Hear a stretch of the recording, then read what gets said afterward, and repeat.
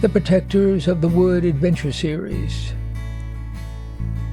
Join our story of misfit teenagers as they struggle to save the world from climate change.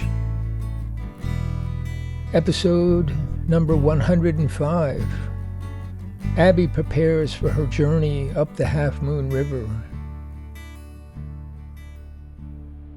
Sometimes I'm stumbling through my day, and there's no light upon the way. There's nothing I can see, it's dark as can be. Hold my hand and see me through. I'm lost if I don't have you. God help the shape that I'm in. God help the shape that I'm in. Just come back to me, I'll be yours for free. I'll do all the good I can do. It's just that I need you. God help the shape that I'm in. God help the shape that I'm in. Just come back to me, I'll be yours for free. I'll do all the good I can do. It's just that I need you. It's just that I need you. Abby and Jeremy were in the churchyard cottage, finishing their breakfast snack of tea and bread with nut butter. You know, Jeremy, I keep wondering what you do as a protector. Well, I'm still in training. They haven't shown me much about the food side of it. Mostly, I work on the energy project. That's expanding fast. Really fast. It's amazing. Plus, I do my weekly shifts receiving messages from the lookouts and reporting to John Chapman. You know, the early warning system. Surprisingly, little action there. You, Phoebe, Sam have got all the action here, happening in town. Yeah. It feels like they've got a whole team of watchers on me 24/7. At least we're distracting them. Abby was moving around the room, putting a hooded sweatshirt and other clothes in her duffel bag. She glanced at the clock. It's 9:15. I'm almost ready. You jump out the back window. I'll use the front. Walk along the wall inside the row of apple trees and crawl through the opening between the wall and the hedge. You've got to kind of burrow through the leaves. I'll meet you at the compost hole. Jeremy put his plate in the sink while Abby glanced out the back window.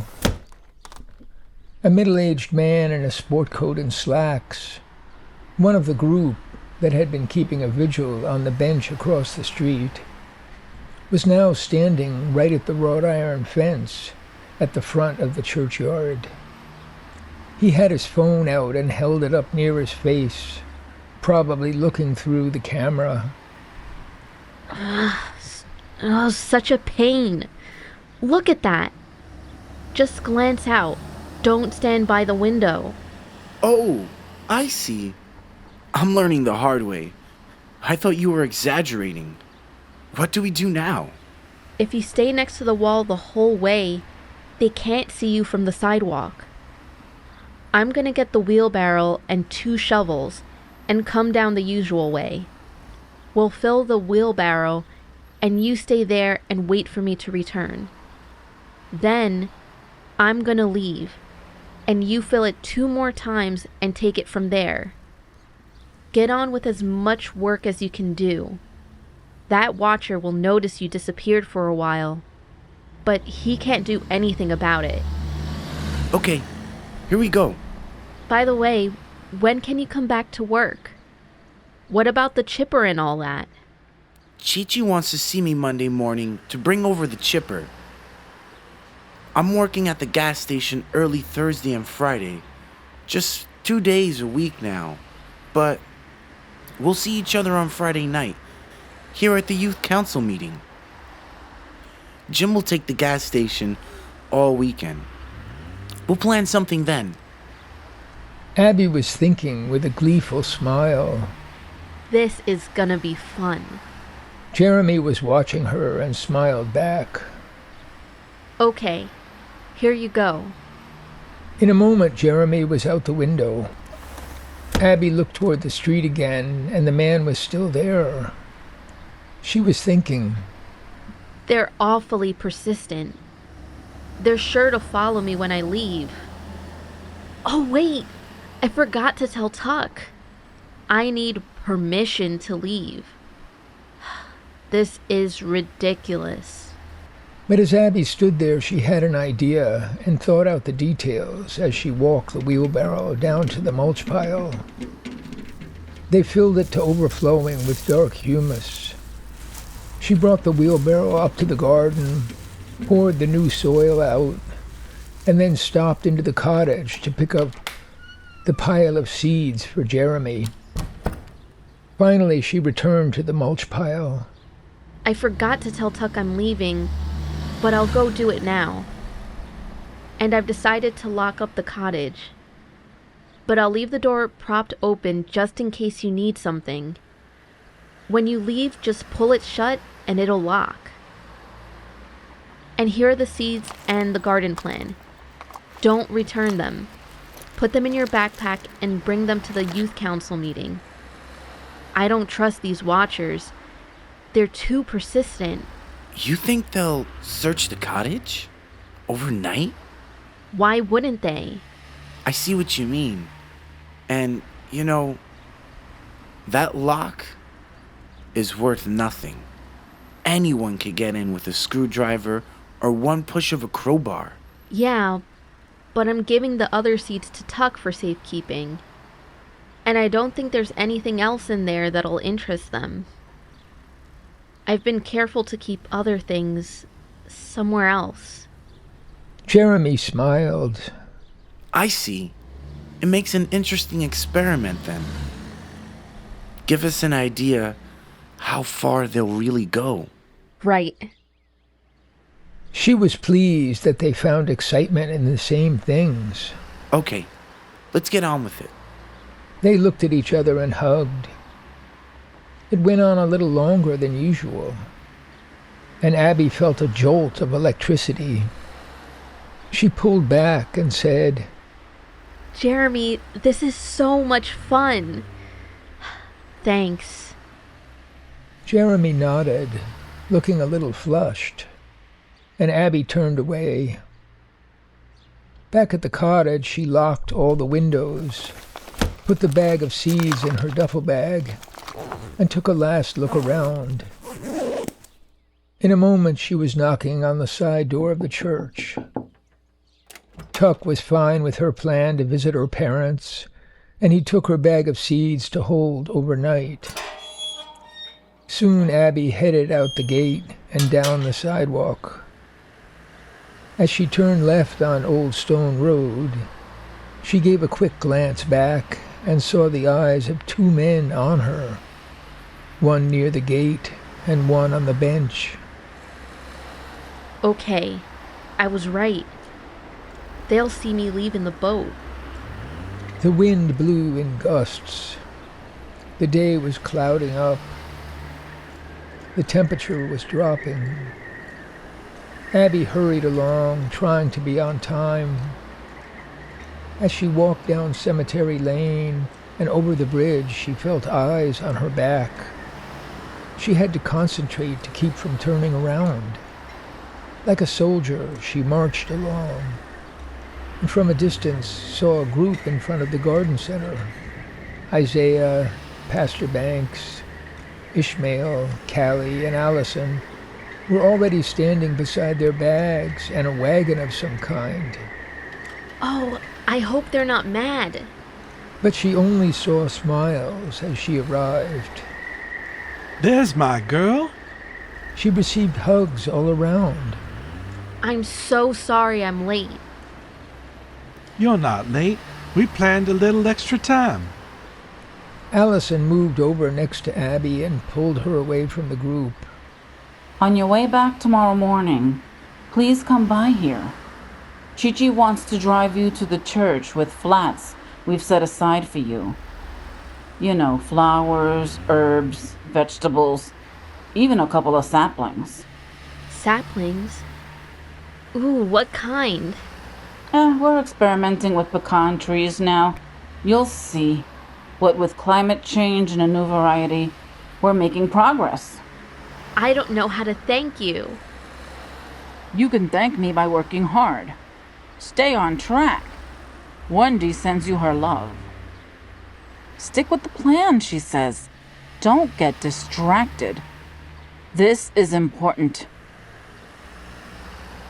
Alison seemed so serious, Abby found it hard to meet her eyes. Finally, she looked up and said, Anything more specific? It feels like a warning. Well, you know how Wendy feels. She's building something great out of things that seem small. Don't underestimate what you're doing. And don't lose patience. Believe me, all this preparation will lead somewhere. This is the beginning of crunch time. Every detail matters. Ugh, I'm so tired of these vague instructions. It's the story of my life. I wish I could talk to Wendy myself. Alison frowned and was silent for a moment. Then she said, That time may not be far away. They were interrupted by a tiny car speeding into the driveway, skidding on the gravel. And out jumped Sarah Williams carrying a backpack. I made it! Yes! Right on time. Let's do this. Thank you again, Alison. You're the best.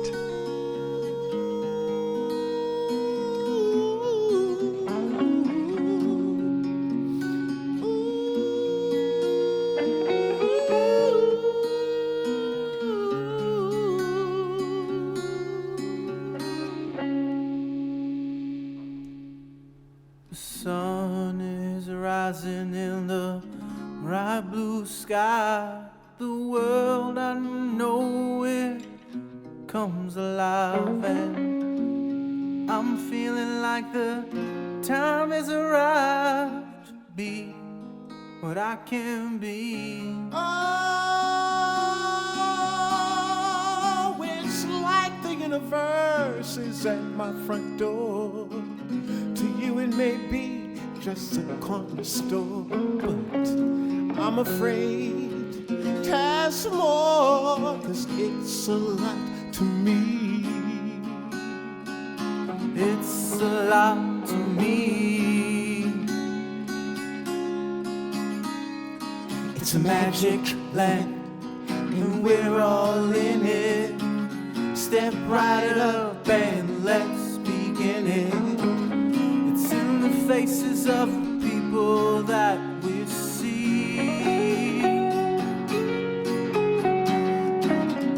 Father, mother, sister, and brother, come outside and see one another. Don't you think together we might find a way? 'Cause I gotta say, we can make it happen today. Oh yeah.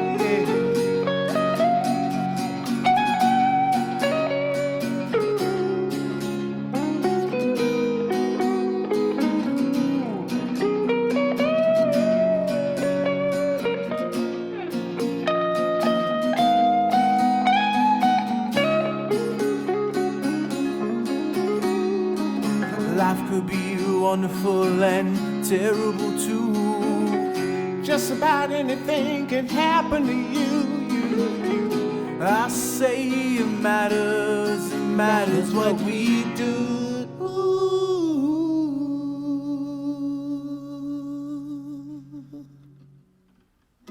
Something special, how I feel.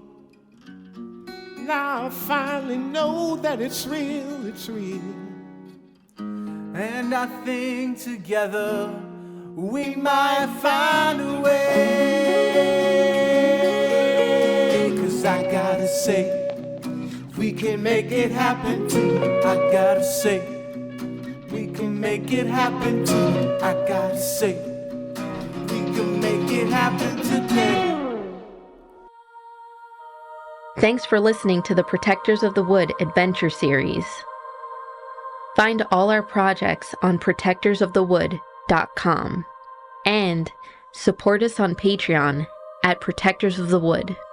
And to all the eco warriors out there, remember that everyone can make a difference and every action counts.